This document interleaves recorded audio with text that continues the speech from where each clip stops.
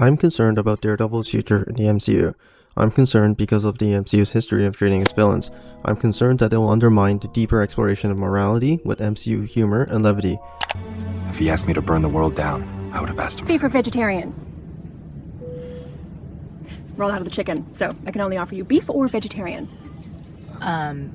Vegetarian would be great. Yeah, same. Okay, thank you.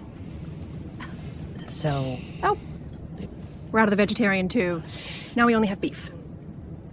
Beef. Because that's all you have, right? Okay, you'll have the beef. Yes. And... Beef. And the beef. 2 beefs. No! God! No! No! I'm concerned that they will sacrifice character and story in favor of progressing the greater story narrative of the MCU. I'm concerned because the Season 1 and Season 3 showrunners are not coming back to oversee Daredevil Born Again. I'm concerned that they will butcher the character who has meant so much to me and inspired me to great lengths. As you are all probably well aware, Daredevil just made his MCU debut on Marvel's She-Hulk. Okay, hi, editing note, I wrote the script a long time ago while She-Hulk was still airing, and you know it's my first time doing a YouTube video, so editing and everything took a lot longer than expected. I will leave my thoughts on Daredevil's characterization on a pinned comment in the comment section. Regardless of how Daredevil was portrayed, I don't think it makes my concerns any less valid. Now, there has been a recent trend of hate towards She-Hulk, and while I won't say whether or not it's justified, I just didn't want to add on to it and beat a dead horse. I might make a video giving my thoughts about She-Hulk and the entire show, but all I can say right now is that I haven't been too impressed, and I was just honestly waiting for Daredevil to show up. Don't get me wrong though, the show is still bad, but that's not on today's agenda. Alright, let's go.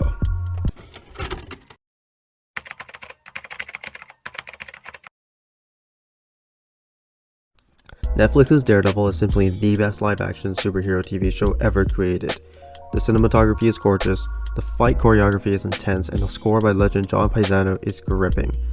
If you haven't watched Daredevil, stop the video and just go watch it. Seriously, you'll thank me later. I mean, just take a look at this opening scene from episode 1 of season 1.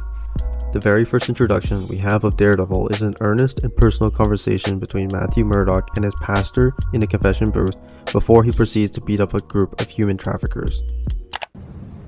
But you understand it now? Perhaps this will be easier if you tell me what you've done.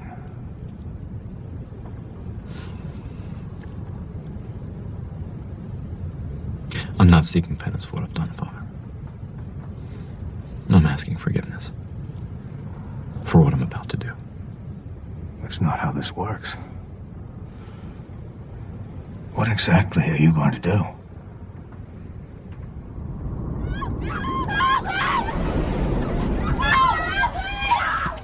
Пошли!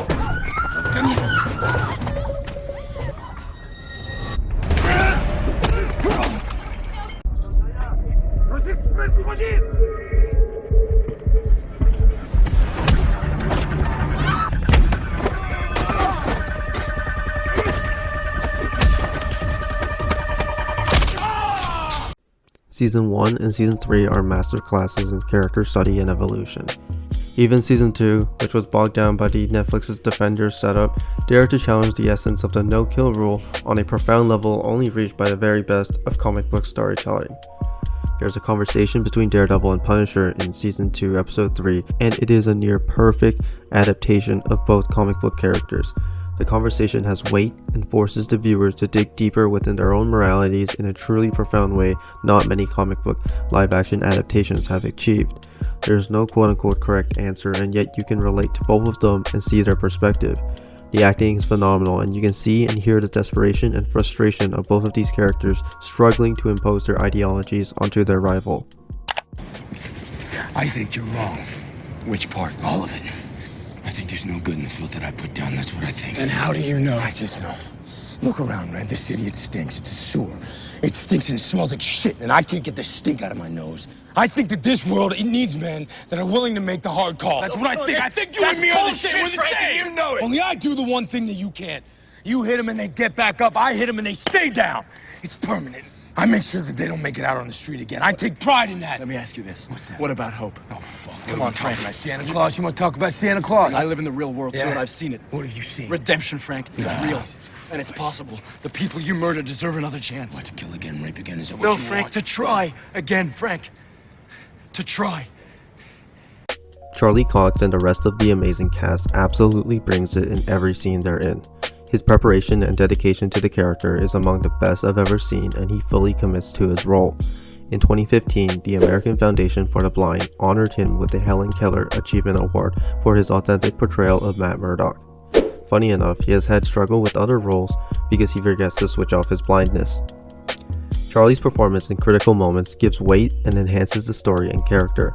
There's a level of emotional maturity in the writing that the actors carry out greatly, which is just not present in the MCU. Dark mature themes such as rape, assault, abandonment of fate, and human trafficking add to the weight of Matt's actions and his identity as a superhero. The raw and brutal nature of Daredevil's world is not taken lightly, and I don't know how this will mesh into the greater MCU. Thank God for you. He didn't help you. I did.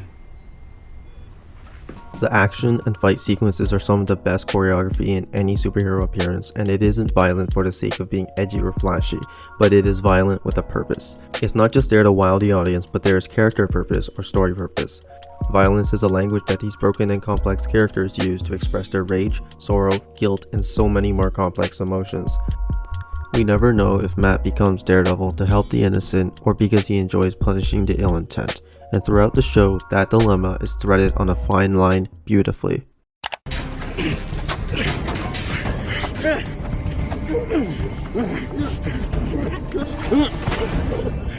This is important. I need you to know why I'm hurting you. It's not just the boy. I'm doing this because I enjoy it. Violence is the result of their ideologies clashing in a fight for the city's future and its heart. Both Matt and Fisk want to change the city for the better, and through the many confrontations they have, their past and characters are defined. Netflix's Daredevil takes its time to develop their villains. Kingpin and Bullseye are two of the greatest comic book antagonists because the writers don't take shortcuts and properly develop them throughout the show. They are dynamic characters who we spend time with and can somehow even empathize with, something that the MCU just doesn't do.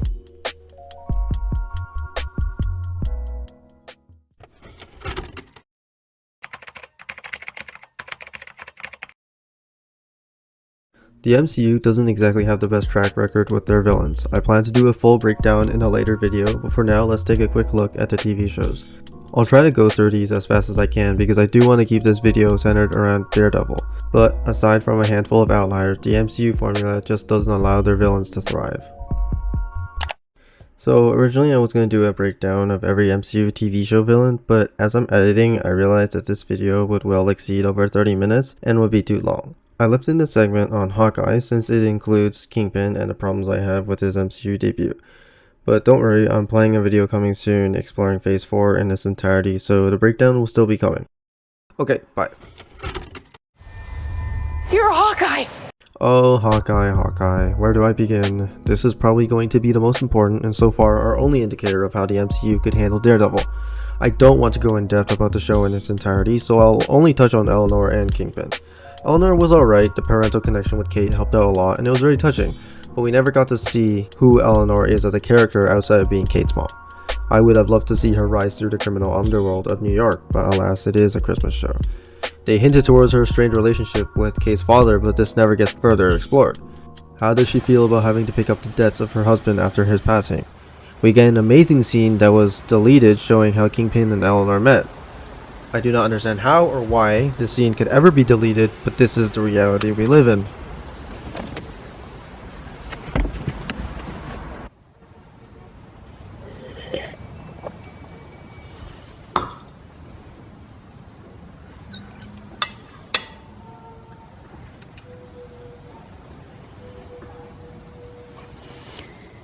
I know you've been dealing with my husband, but as I'm sure you've heard,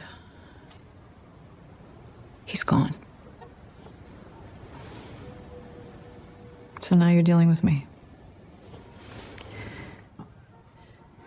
I recognize that you like to get down to business. I respect that. And I'm sure you find all of this a bit unsettling. I'd like to offer my condolences to you and your daughter. I liked Derek. But your husband made a mess of things, and now you're going to clean it up. I understand. But I'm not going to do this forever. Forever, no. You don't have to.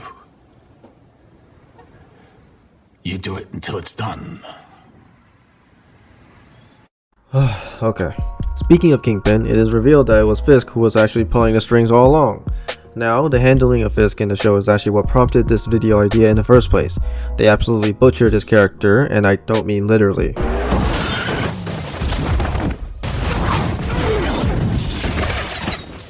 Sometimes family doesn't see eye to eye. Look how they mess with my boy. The final antagonist of a show should not be kept a secret until its finale, and I don't mean the role of the antagonist but the character itself. You can have a character to be revealed at the final scene to be the orchestrator, but you cannot have the antagonist character have their first minute of screen time in a show's final episode. Because what ends up happening, like with Kingpin, is that they just become a final obstacle for the protagonist to overcome without any room for them to be explored. What infuriates me is that Kingpin isn't a character that you can tack on at the end of a series to have a big CGI fight scene. He's a character that needs to be built up across the season. Fisk is supposed to be an unbeatable monster and master of control. The judges, jury, police, prisons, FBI, and every single person you could think of is in his pocket. That means if you beat him, it's not only a physical victory but a strategic one as well. You must outmaneuver him, whether it be through legal means like in Daredevil or through a power struggle. For a character of his caliber to be constantly beaten, and especially in a way that isn't properly built up, is a disservice to the character's innate design. Also, it's completely absurd to believe that the Tracksuit Mafia is the only gang that Fisk has at his disposal. He's trying to set an example to anyone else thinking of leaving him or betraying his control, and he leaves it up to these absolute morons.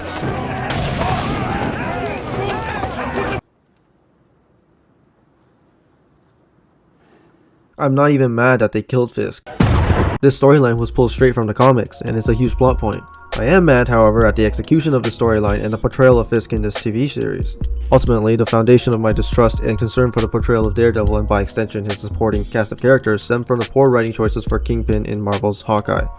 Comparing the writing done for Kingpin in Daredevil versus Hawkeye is like comparing a thesis written by a doctor compared to a grade schooler. I also want to add that He Who Remains has more total screen time in one episode than Najma has during the entire Ms. Marvel show. Bruh. A hero is only as good as their villains, and the MCU TV show villains just have been mediocre. In Marvel's Hawkeye, Kingpin only has 8 goddamn minutes of screen time. That is beyond horrible. Listen, the point I'm trying to make is that simply put, the MCU's format for TV shows just doesn't work. 6 hours is not nearly enough time to properly develop the heroes, villains, and side characters in a meaningful way, relative to a standard TV show format with 10 plus episodes. Villains and side characters get shafted in character development, and because of that, they don't leave any real lasting impression on the greater story narrative. To prove my point, here is a rough breakdown of the screen time of each antagonist in each MCU TV show. As you can see, the MCU antagonist's average screen time is around 15.1%, which is pretty horrid. Many of these minutes account for action scenes as well, which don't progress character. And yes, I discounted the abysmal 10 minutes of opening and end credits that the MCU has for some reason. Characters like Karen, Foggy, Agent Nadim, Ben Urich, and so many more all mean so much to me, and they hold a special place in my life. But these characters we know and love wouldn't be the same or even exist in the MCU simply because they aren't given enough screen time to breathe and tell their stories. Especially at the hands of incompetent or inexperienced writers, character assassination is a real threat. I mean no disrespect, but have any of you ever heard of Matt Corman or Chris Ode? They are the lead writers in charge of writing Daredevil Born Again. They both only have 2 writing credits, which are done together, the first one being for a Christmas movie which I've never heard of, and obviously does not have the same tone and emotional mature writing as Daredevil would require, and the second being a TV show about a CIA trainee being sent into work as a field agent. Now, this is a very rough description since I haven't heard nor watched this show. The TV show does seem to be a better comparison for Daredevil and has pretty decent reviews, but it would be pretty lazy if the only reason they got the job was because Covert Affairs also has a major character who was blind. Normally the writing in TV shows is done by a whole team and supervised by a showrunner, but we haven't had any details for either of them, and I won't lie, I am concerned. The fans campaigned to hashtag Save Daredevil not because of his quirky jokes and charm, How long have you been practicing law? What time is it? It's 12:22 a.m. About 7 hours. Or because of the potential to join the MCU. Rather, the writing was phenomenal and he was truly special. In a world where every superhero is starting to sound and act the same, I don't want Daredevil to receive the same treatment. My ass remains unwhooped. If you shove him into the MCU money-making machine, give him that MCU formula, he'll be nothing more than just another backflipping, joke-telling superhero.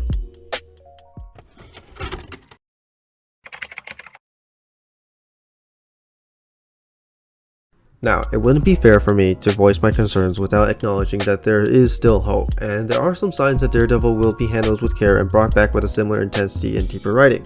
The 18 episode length, which is 3 times longer than the MCU's standard TV show format, does give me hope, but I pray that the episodes last longer than 30 minutes of footage and 15 minutes of credits like the rest of the MCU TV shows do. Matt's line from the bar scene in She-Hulk looks good and stays true to his character. I think you're in a unique position to do some real good. You see, the way I see it, Jen Walters can use the law to help people when society fails them. And She-Hulk can help people when the law fails them. I guess we'll see how his character is portrayed. He's also rumored to show up in Echo, which is a lot more similar tonally. Also, the head writer for Echo was a writer for Better Call Saul, and honestly, that's fantastic news. She revealed in an Instagram post that among the writers of the show include those that have worked on Netflix's Daredevil and The Punisher, as well as shows such as Supernatural, This Close, Reservation Dogs, and Stranger Things. This is a great sign, and I'm looking forward to Echo, especially to see how they'll adapt Kingpin's revenge. Since we all know he's not actually dead, right? I mean, listen, at the end of the day, my concerns don't come from a place of hate, but a place of genuine concern and love for the character. Coming to the MCU is fresh and exciting for Daredevil. After all, who wouldn't want to see Daredevil interacting with other street-level heroes and teaming up? Seeing Spider-Man and Matt meet up in Spider-Man No Way Home is a dream come true for me. It made me feel like a kid again, seeing my favorite superheroes interact on the big screen. In fact, bringing Daredevil to the MCU is a brilliant move for the MCU. It brings a level of seriousness and depth to their characters and stories that Phase 4 has been unfortunately lacking. I still trust Feige, after all he is a massive fan of the Netflix shows and he ultimately is an executive producer for everything.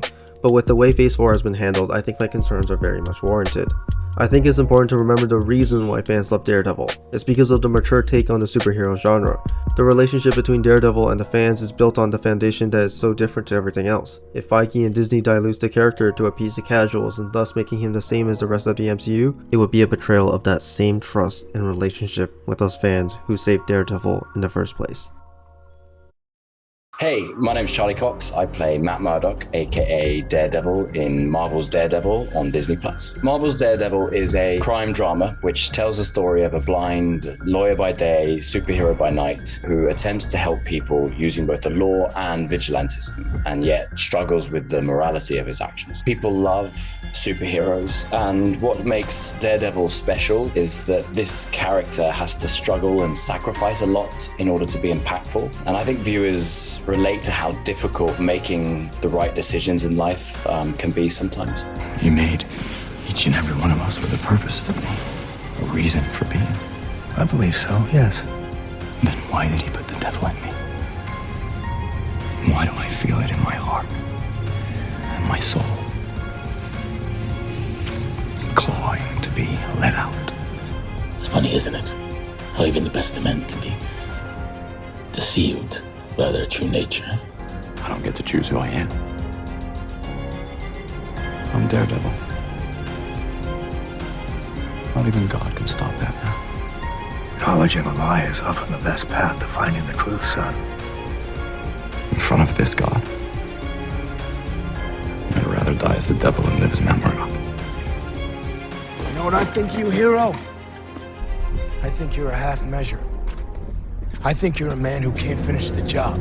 I think that you're a coward. You know, the one thing that you just can't see. You know, you're one bad day away from being me.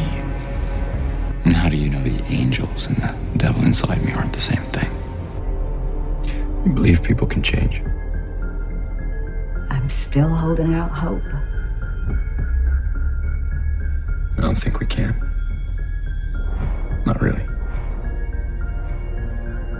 I think we come into this world who we are. Or maybe we get a little nicer. Or a little angrier. We can't change our fundamental nature. That's why I still wear these. To remind myself that I'm not cruel for the sake of cruelty. That I'm not my father. That I'm not a monster. Am I? When someone in need tries to push you away, you have to find the strength to hold on tighter. You're a child playing at being a hero. No, I'm not trying to be a hero. I'm just a guy that got fed up with men like you, and I decided to do something about it. The only thing I know without a doubt is you don't get to be the man at the top without making enemies looking to tear you down to the ground. So what are you gonna do? I don't know. Maybe I'll stop him. For good this time. Well, just be careful that you don't become the monster. I find that when this rage cannot stay buried in me for one more second, that a primal scream is the only satisfying release. Let the devil out.